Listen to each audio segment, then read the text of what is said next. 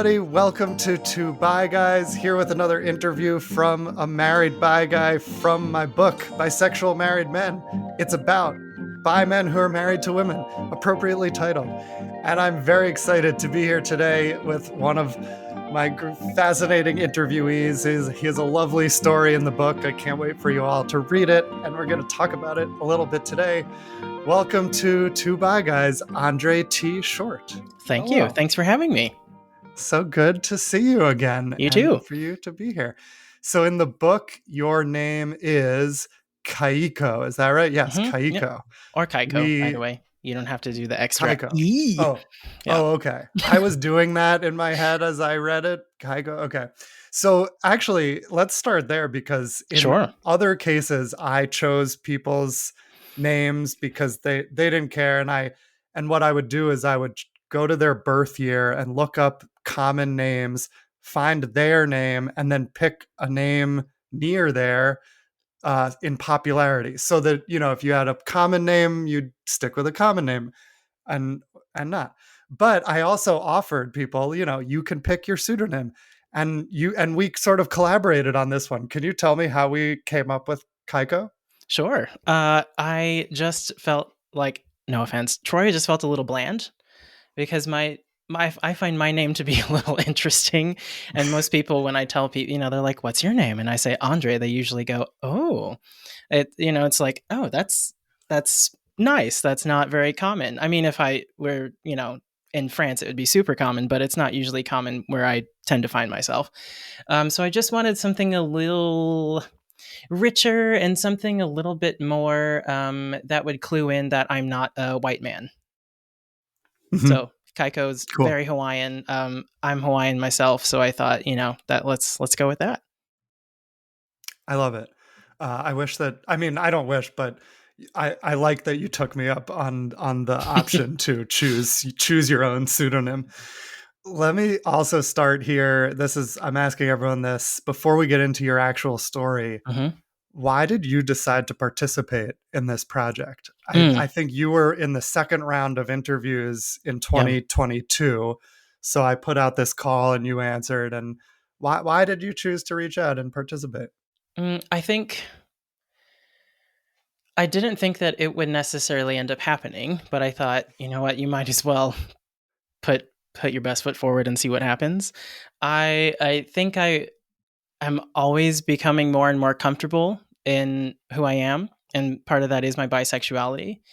And so I thought it would be something that would be helpful for me to just keep sitting in that space, to be able to process it, and to also be able to pay it forward a little bit, because I started listening to Two Bi Guys when it initially came out, because I was soups in the closet and I wasn't sure. I didn't have the language to even describe how I felt, what I was thinking. And it really just, it helped me a lot. And I thought, you know, if we can also make room for other people to feel like they're seen and heard, and give them maybe some more stories and language around how they might be feeling, then that would be something to be a part of. I love it. And I love your young millennial slang with soups. I mean, you're not that much younger than me, but I think you are the youngest person I interviewed for the book, because it's married people. So, right. You know, we're not going to get them too young, especially bi guys. But I love it. Do you identify as a millennial, or are you? Yeah, I'm very much so. Yeah. Okay. I'm too many years away from Gen Z to be even close. So, okay, cool. Then we're in the same generation. That makes me feel not too old. Okay, I do what I can. Okay, well, I want to come back to how the project helped you process and think through some of this stuff. But let's get sort of the overview of your story. There's a lot more in the book, obviously, but tell me a little bit about, like, so you were listening to the podcast and you were not out. What did you know before then? When did you sort of become somewhat aware, and what was the journey toward coming out? That's a good question. I think I was always aware. I always thought everybody was hot, which is actually how I describe my bisexuality. Is I like everybody and I can see the best in everybody. So I didn't think that it was an option though to like both. I thought you could only like one, especially growing up in the church and having gone through most of my education in Christian school. It was all very it was loaded, like you couldn't be anything but straight, and I thought, well, this is, an option that I do feel, so why don't we just go with that one, not realizing that both is also a valid option. Mm-hmm. So I think it's always been there, but I was just approaching 30. My wife and I had left Italy. I did my master's in Italy, in piano performance, in case anybody's curious. And we came to the UK so I could do a PhD. And by this point, we had left the church. We had had too many just bad experiences with people who we thought that we were supposed to be able to trust. Like our pastor, for example, who married us, who was actually sleeping with other married women at the time that he married us. And so it just felt like the world was like crashing down Yeah. on us. And I just thought, okay, things aren't what I think they are. I'm starting to be able to sit in my own thoughts, especially with lockdown. Nothing else was going in except for just so much time staring at the same four walls. And I just really had to face it. I didn't really have anything else to do, anywhere else to go, anything else to think about. And then I found your podcast, and it just helped me form language around what I was feeling. Wow. Cool. A pandemic coming out story, I think, is semi common because Oh, people for really sure. were just like alone with their thoughts and thinking about how do I want to live when we come out of this. And I love that. Absolutely. I I also like your it's a sort of a new good definition of bisexuality. Like we have Robin Oakes. I call myself bisexual because I see the capacity of be Yeah. attracted to more than one blah blah blah. Much more I think eloquent. yours is pretty simple. Yours maybe a little more eloquent, but yours is nice and simple and beautiful. I like everybody and see the best in everybody.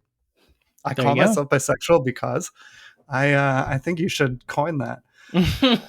Okay, so tell me a little more then. So you didn't realize till close to 30. I remember that's where your story in the book starts with Hmm. like I don't want to not address this before 30, which is Yeah. exactly what happened to me a few years earlier. Tell me about how you met your wife and how your relationship started and developed, amidst that awareness and coming out later. Sure. Well, we were very young when we got married because church. You couldn't have sex, so you basically have to get married so you can do that. And we were 23 when we got married, which is just, looking back, it's just so painfully young. I feel like we were confident in who we were, but didn't necessarily, when you only know what you know, but you can't receive something because you're just not there yet. So people would say all the time, like, oh, you're so young. Don't you want to wait? You're going to find out who you are later. And I was like, yeah, goodbye. And we got married anyway. And it's all very true. Um, but I think because we were able to embrace a growth mindset, and that we could support each other even in the changes, because I think compatibility is a bit of a myth. I think you always have to work at that.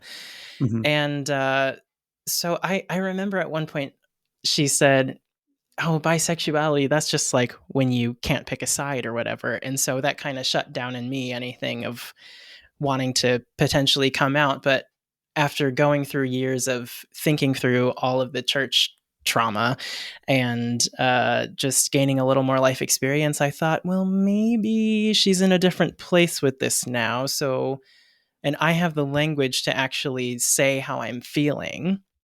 So I was actually she was the first person I told. I think it was actually 29 when I told her, but it was like gearing up to be 30 so that I could be, out and 30, flirty and thriving or whatever it is. And so she took it really well, and I was a little surprised, but Hmm. very happy that it went well. Huh. Can you tell me more about how it went? Oh, sure. So her parents Yeah. were here. Oh. And we were actually like, it was National Coming Out Day, which I didn't know. It just happened at the time, which was like serendipitous.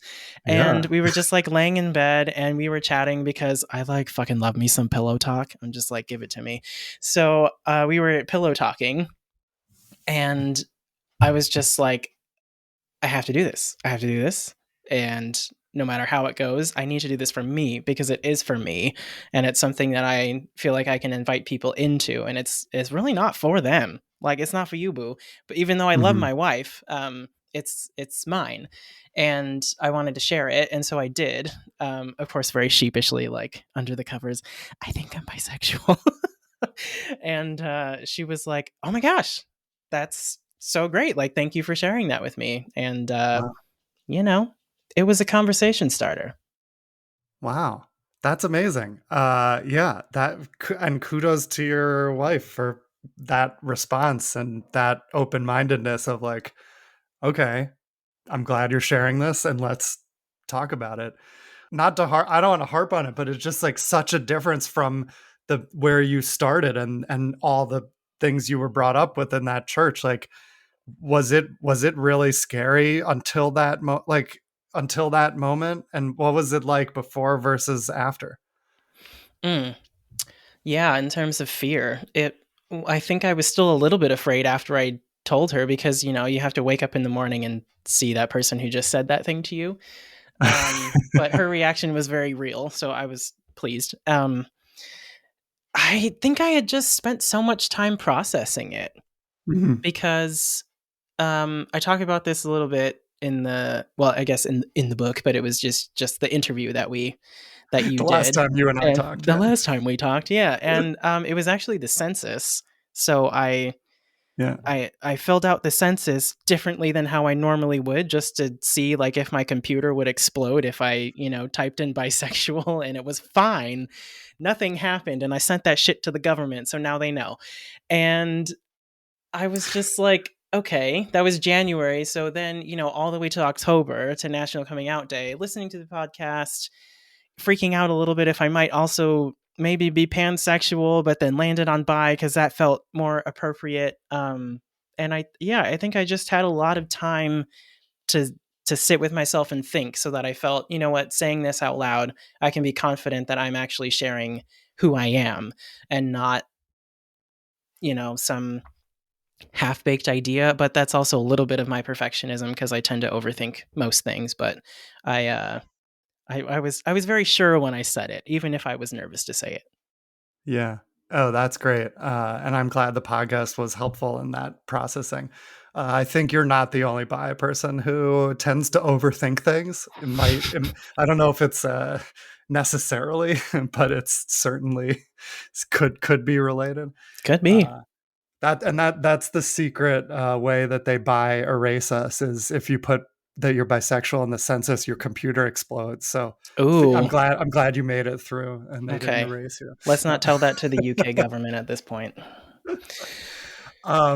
so I think our interview was about a year ago Yeah. only, so it hasn't been that much time. But let me ask you this: like, what's changed in your relationship since coming out, and then also if anything's changed in the last year? How has your relationship evolved? Hmm. I think I feel like I'm more of myself because I am. So I remember having this discussion with the friend, and she was like, "Well, yeah, you want the person who you're with to know all of you."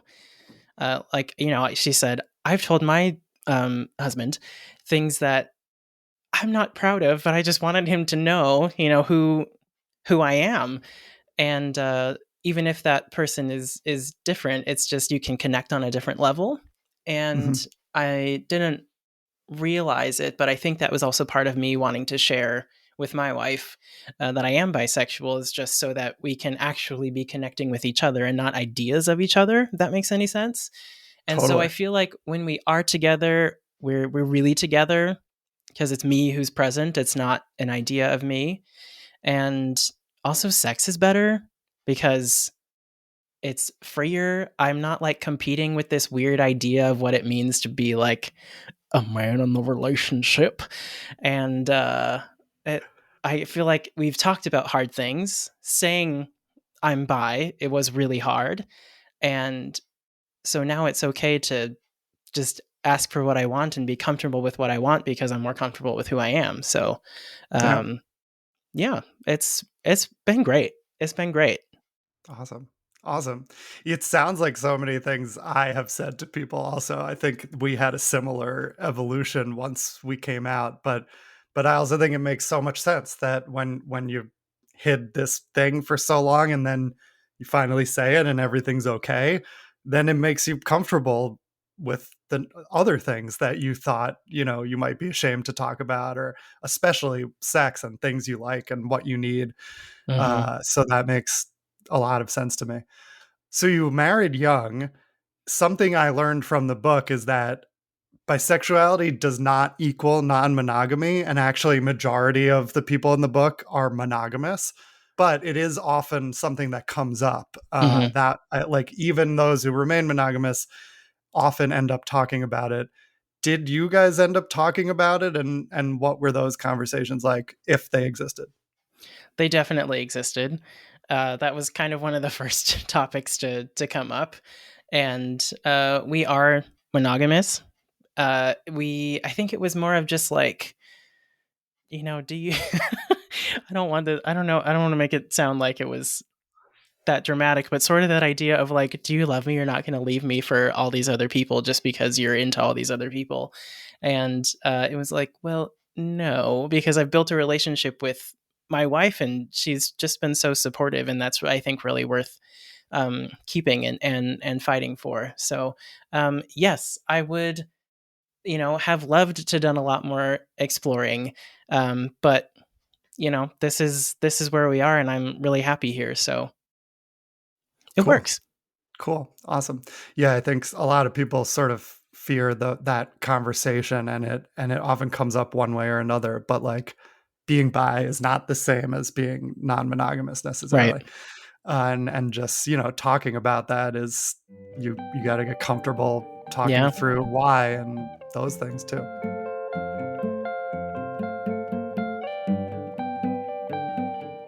Promoting your podcast on social media can be challenging. I should know. I did it for many years all by myself. You have to go through your interview and find the best clips. You have to add captions, you have to add artwork, you have to upload it to multiple different social media sites and monitor all of them. It's necessary to get your content out there, but it just takes a lot of time. That is why I love Zencastr's AI clipping tool. It has really changed the way that I post on social media and made things much, much easier for me. It's easy to get started. Zencastr's AI clipping tool is designed to make your content creation process seamless. Whether you're a seasoned pro or just starting out, Zencastr's platform is user-friendly and accessible. The clipping tool creates auto captions so you can leave the heavy lifting to AI, as it generates titles, descriptions, and complete closed captioning for your video clips, and you can autopilot your posts, effortlessly integrate and auto-post your viral video clips across top platforms like Facebook, Instagram, LinkedIn, TikTok, Twitter, and YouTube. Are you ready to revolutionize your content creation? Click on my referral link in the episode description or use my code 2BIGUYS, TWOBIGUYS, to receive an exclusive 20% discount on your first month of any paid plan. Don't miss out on this opportunity to elevate your content and engage your audience like never before with Zencastr.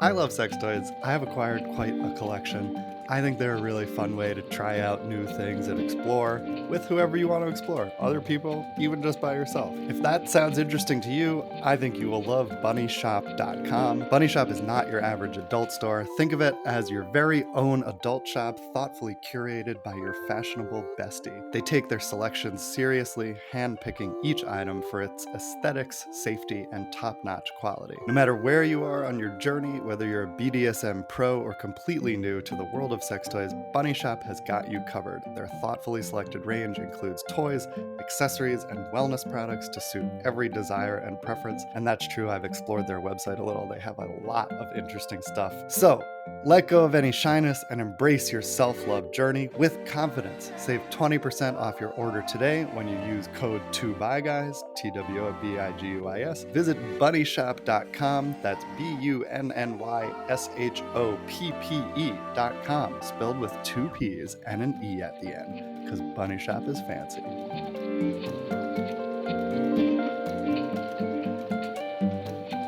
I want to ask you this because your story is unique in many ways, but one of the ways is that you don't live in America at the moment. You're in London, is that right? Yep.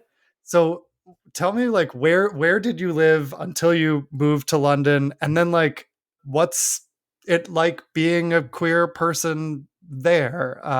Is there a bi scene? Have you found bi community, or just like what's the vibe over there? Is it different in any way? The vibes are good here. So I grew up outside of LA, actually, in one of the world's saddest towns, Lancaster. Don't go there. Save yourself. Okay. And I grew up between there and Hawaii, which was a lot nicer. Spent a few years in Hawaii. Then I went to university in Colorado, in Fort Collins at Colorado State, and then a master's in Perugia, Italy, and now a PhD in London. So a bit of a lot of things, a little bit everywhere. I don't really know what to compare it to because I wasn't out in any of those places. I wasn't seeking anything in any of those places.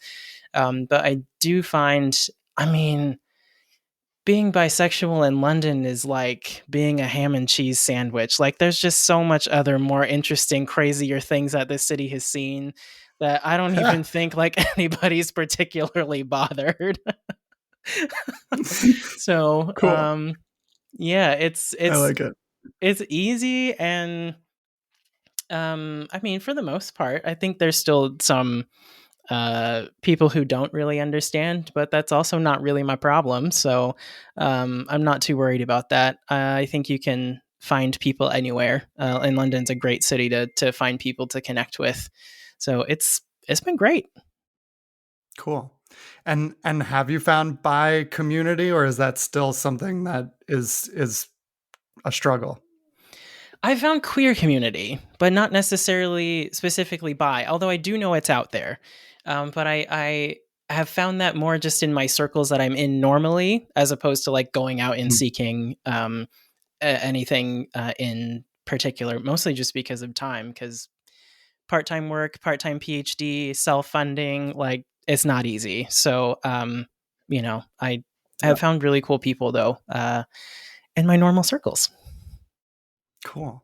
And okay, so you said you came into your wife first, then when did you decide to come out more publicly, and how did you do that? And then how has making those queer connections affected your life? That's a great question.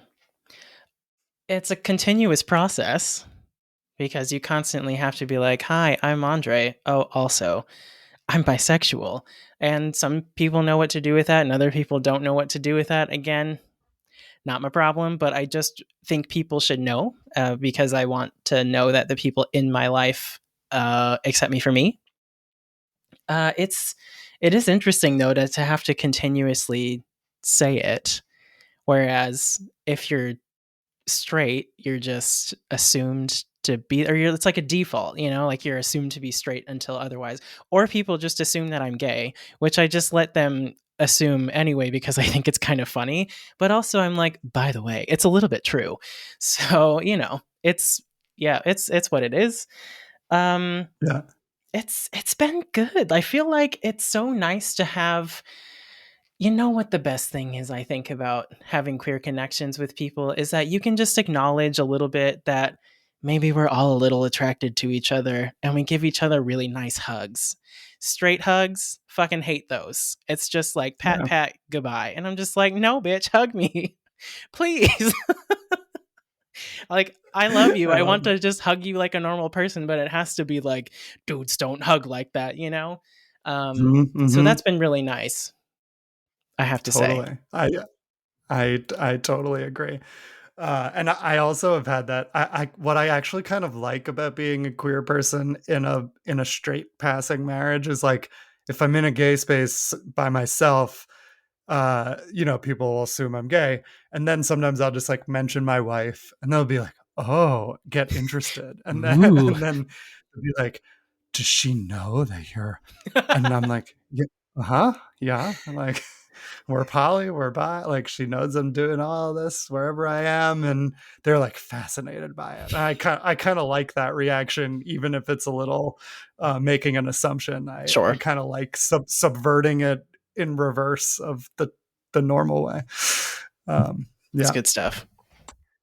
So you said that you didn't know it would be helpful for you to participate in this project. I'm curious, like, how did it help you participating, or what did you learn about yourself by doing the interview?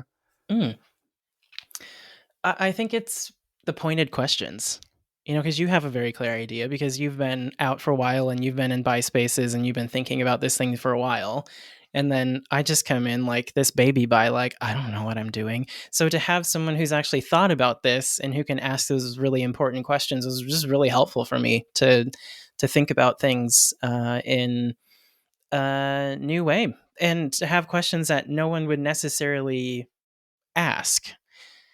Mm-hmm. Or I guess that straight people or even gay people wouldn't think to ask. So it was really interesting actually thinking back on it. What was the other question? There was something else in there. Yeah. No, like what did you learn about Oh, what did I yourself? learn about myself? That's what it was. Okay, sorry, I forgot. I'm here. But Um, that all makes sense. But keep going. mhm. I think I learned, as I lose a headphone, I think I learned that I can be brave enough to be who I am in front of Oh, other people, which sounds wow. probably a little cheesy. But you know what? It's true. It's absolutely true. And I think it's just so important for people to feel like there's space for them and that they can just be who they are. So I think the experience helped me sit in that a little bit more. Yeah. That's amazing. I'm so glad that that happened for you. And yeah, you can be. I mean, you can be brave enough to share this stuff. And it's similar to your census and your computer didn't explode. It's like you kind of have to try it sometimes to know how you feel. And then when you put yourself out there and it feels good and okay and nothing exploded, you keep moving forward. Mm-hmm. Um, Also, this is a slight detour, but your first answer makes total sense to me because I'm actually this isn't meant to be a plug, but I guess it will be. I'm in Do it. training to be a life coach with IPEC. It's a coaching training program because like I've realized that a lot of what I've been doing is in that vein anyway. And what we learn about is coaching is basically about asking empowering questions and digging into things that people don't always have the awareness that they should dig into. And but really, like, you had all the answers inside you. Like, I didn't give you any advice or tell you anything, especially because it was an interview. I literally just asked questions. But what you said makes total sense, that like, you hadn't been through it and you hadn't necessarily thought about each of the things I asked you before, and just reflecting on them and thinking about your life in a certain framework is useful and helpful and helps you kind of connect dots and figure out what your values really are. It's all there, but just being asked and being listened to Mm-hmm. is powerful. Yeah, Yeah. absolutely. Also, I love that for Uh, you. yeah. That's so cool. That's Thank you. cool. Yeah. Yeah. Yeah, I mean, I want to continue this podcast and this work and buy stuff, and I want to continue my writing career and TV work and film work. Like, all of it's continuing, but I'm really into this coaching stuff, and it's going to be a nice sort of side gig for me, and I like helping people through all this stuff. So stay tuned on my website. I'll have some coaching stuff coming soon, but not yet, not yet. Will do. What is something that you wish you had realized or understood sooner Mm. in your life? Too many things. I don't know if we have time for all of that. Oh man, that's a loaded one. I think I'm gonna gather my thoughts. Oh, just so much. I guess starting with it's just okay to be you, like on just a basic level. Um, in thinking about trans rights right now in particular, like it should just be fine to be yourself, you know? And I wish that we didn't have to make people feel like that wasn't true. So I guess that would be really the basis for everything. Like it's not bad to want to be with a woman, and it's not bad to also want to be with a man or with however that anybody else identifies. Um but it's that thing that I was saying earlier, you can only know what you know at a certain time, and sometimes you just can't receive things. So like even when people would explain to me, that the church was this and that, and I would just be like, no, it's great, it's fine. And don't get me wrong, I had some great experiences there, good community, and some of my best friends are still were from the church, even though they've kind of all left in different capacities, which is telling. But uh, I just wish that I would have been able to see a little bit outside of myself, I think, and my own experiences. And I think so, without getting into all the things that I would list, I feel like those are probably the two biggest ones that would have just led me to being a lot more open and a lot more comfortable with myself and with other people, because I hate thinking about that old version of myself where like I was so homophobic to myself and then also to other people. Oh, it's just rough to think about. I mean, I'm glad we're past that, but slightly uncomfortable because I wish I had known what I know now. Right. I mean, don't we all? But yeah, we're very much stuck inside our own experience for a while. I mean, you broke out of it very young comparatively, but when you're in it, it's tough to see it from outside. Yeah. Yeah. Actually, let me ask you, because it came up, like, how has coming out affected your perception of gender and the gender spectrum? If it has. Yeah, I think it has. Well, because I had to think about that. Because I had that moment where I was like, what is that actress on? Oh, the cat is coming down maybe to visit. Okay. She's very cute if she does. What was I watching? Oh, it was Sense8. And I can't remember the actress's name, but there's a trans actress in the series. And I was like, wait, am I pansexual? Like, what does that mean if I'm attracted to this gender or that gender? And so I just kind of had to confront it more than I normally would have in my typical binary thinking of, male or female. So I think it just helped me realize that there's so many experiences out there and there's so many different expressions of humanity. And I think of how we experience joy. I think there's just so many different expressions of joy, and I think gender can definitely fall into that. Yeah, beautiful. She's here. Let me ask you this. Oh, cute. Do you want to introduce your cat since we're on video today? This is Penelope. We call her Boo Boo because she's super cute. This is Penelope. Hello. Hi, Penelope. She's so cute. Okay, you can go back to eating your kibbles now. Although I should move her out of the frame. Maybe that's fine. Whatever. She can be part of it. She can chill. We love dogs and cats on this show. Amazing. Since we moved to video interviews, there's a long history of dogs and cats invading the interview.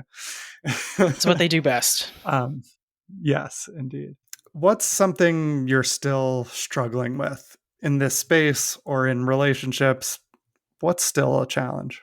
I don't know that there is anything like super pressing. Yeah, if anything, if there's not, that's cool too. I guess It would be great to find some more bi community, I think. But Yeah. I feel like that will come when I'm not so like here and there with all the commitments that I currently have. But that's just not really a struggle though. That's just something that would be nice. Although I say that, and then I bet when I end up actually making friends with bisexual people, I'll be like, this is what I needed my whole life. So I'm sure that's gonna happen. But Yeah. yeah, for Yeah. now that's kind of how I'm feeling. Cool. And when stuff has come up with your wife that is challenging, how did you guys learn to get through it? Oh god, couples therapy for one. Just like go to it. Even in the best of times, just do it. That's me giving everybody unsolicited advice. Um, I also think you just have to learn how and when to have the conversations. For us, we both got real strong Capricorn energy, and we bring it. We bring it to the table, and sometimes it gets really stubborn. Like Hmm.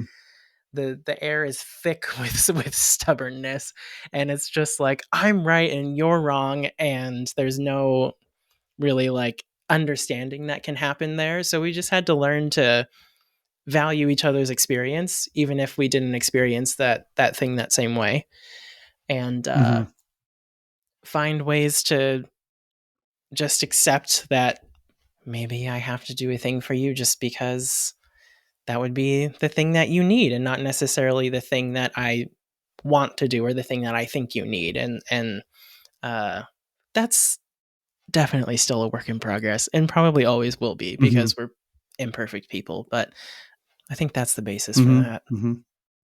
Yeah. Were there ever any times you weren't sure if your relationship would continue? Oh yeah, during the Or have pandemic. Just because again, all that alone time was a lot. And that's actually when we started couples therapy, which couldn't have come in a better time because and I said this to her, I was at the point of like, I'm not saying I'm going to leave you. I'm just saying that whatever this is that we're doing is absolutely not working for me. And it's not working for you either. So we were just stuck in that same pattern of being stubborn and fighting about literally nothing. Because we were stuck together forever, which I think a lot of people. Well, I say that hoping that everybody else can identify with this experience. But if you don't, that's great, good for you. But yeah, that was an interesting time. But then we got the couples therapy, and that was like a really good reset and a really good way to give us the tools to be able to move forward together instead of feeling like we were always going to fight each other. Cool. Yeah. Love it. Yeah.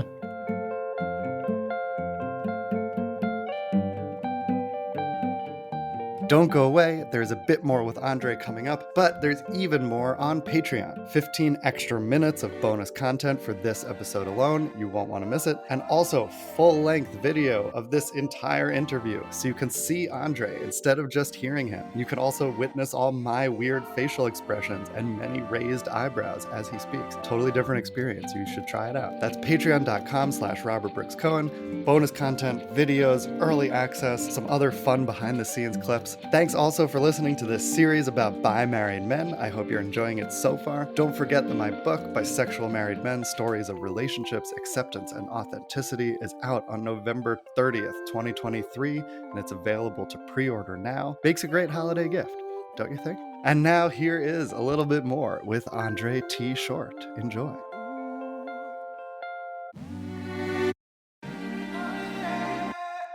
All right, last question. Probably, maybe not, but last real question on my list. How does your sexuality bring you joy?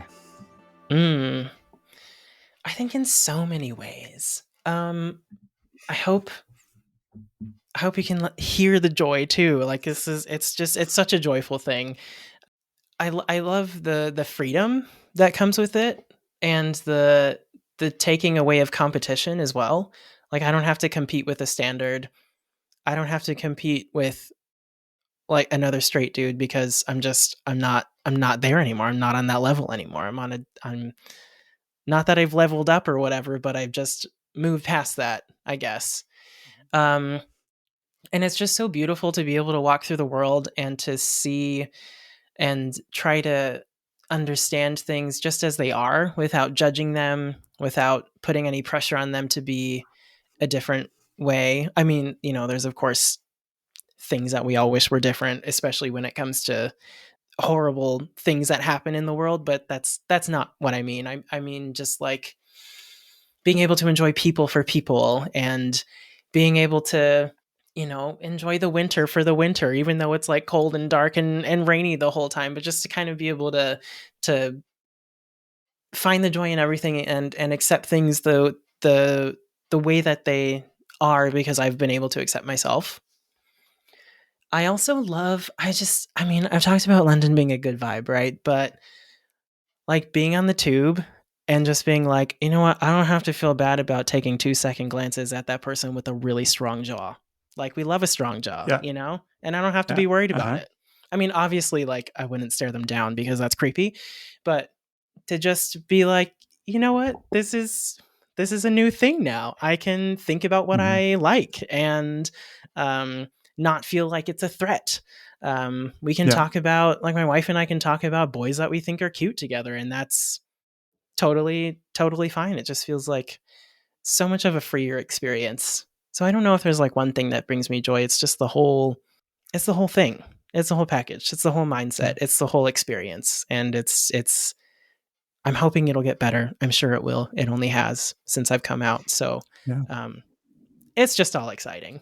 Yeah, that's awesome. I mean, I identify with pretty much everything you just said, and that freedom, and like even if you're not going to talk to someone on the subway, just like having the thought that that person is hot and I can acknowledge that and not have to look away quickly and deny that I was looking, like that's just very freeing. And I can hear in your voice and see on video the energy you have around this and the joy that it does bring. And if you're listening to this and not watching the video, you should go watch the video on Patreon, because it is, you can really see it. You can see the difference. And people in my life told me that before and after I came out, like they could feel the energy difference when they're around me. And you don't fully realize how transformative it can be until it happens. Absolutely. Is there anything else on your mind that we didn't get a chance to talk about? It's okay if there's not. Oh, not necessarily that we didn't get a chance to talk about, but what you just said made me think of when I caught up with a friend the other day who I hadn't seen in like months, like almost a full year. And he was like, "Oh, look at you. You seem so much lighter." And I was like, "It's not all the gymnastics that I've been doing. It's the high energy that I'm bringing." And that was great. Yeah, cool. That is awesome. And well, it's lovely to see you again. You as Thank well. you so much thanks so much for doing the interview last year and being in the book and coming back to talk today, and for all the wisdom and vulnerability and joy that you have shared with us. I do think it's going to really affect so many people who are going through similar stuff. And hopefully we can keep this going and, encourage this kind of openness from more people. Awesome. Thank you so much again. Great to see you. Thank you for having me. It's an honor.